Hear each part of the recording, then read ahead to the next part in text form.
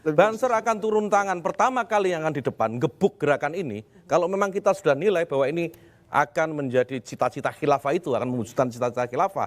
Nah kalau Banser masih diam saja berarti belum. Kita tunggu saja nanti. Assalamualaikum warahmatullahi wabarakatuh. Alhamdulillahirabbil alamin. Innalillahi wa inna ilaihi rajiun.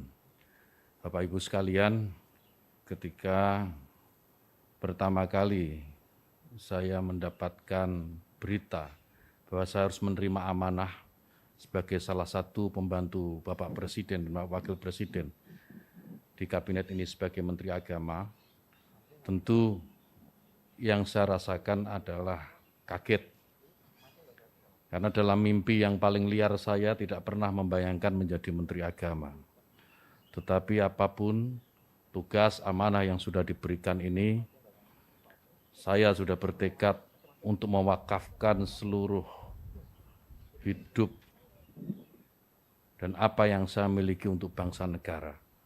Dan kebetulan sekarang mendapatkan kesempatan melalui Kementerian Agama, saya akan melakukan apa yang paling baik untuk bangsa dan negara ini. Yang berikutnya yang saya harus sampaikan adalah bahwa setelah nanti resmi menjadi Menteri Agama, yang pertama ingin saya lakukan adalah bagaimana menjadikan agama itu sebagai inspirasi, bukan aspirasi.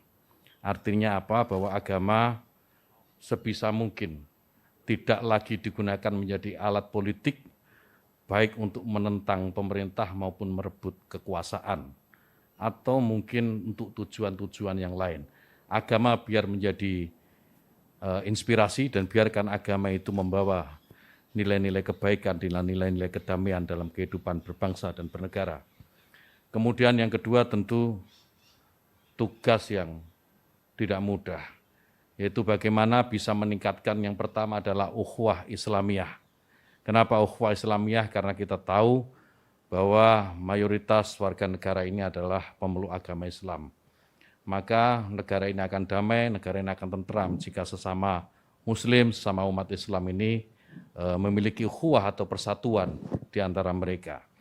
Yang kedua, meningkatkan ukhuwah watoniyah atau persaudaraan sesama warga bangsa. Kenapa ini penting?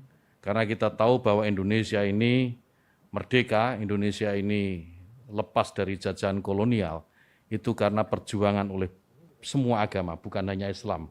Umat Muslim, kaum Kristiani, Hindu, Buddha, Konghucu, dan semua agama yang ada di Indonesia, pada waktu pergolakan kemerdekaan mereka terlibat.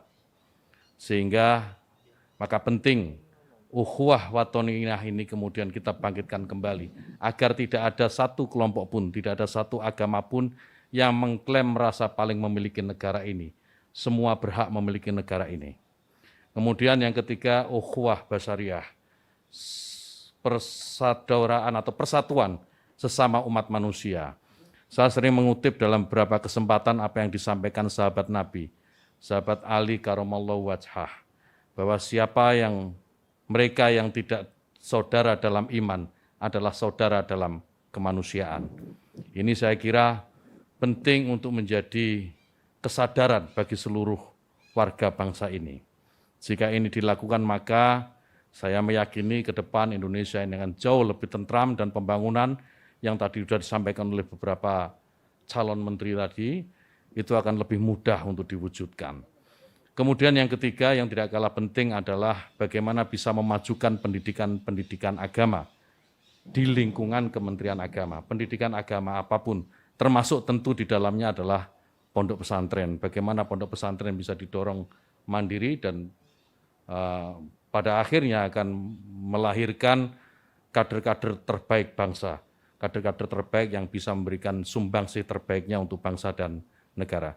Saya kira demikian. Yang terakhir mohon doa restu Bapak Ibu sekalian dan seluruh rakyat Indonesia agar amanah ini bisa saya laksanakan dengan sebaik-baiknya, istiqomah dalam kebaikan dan tentu saja membawa kemajuan bagi bangsa dan negara.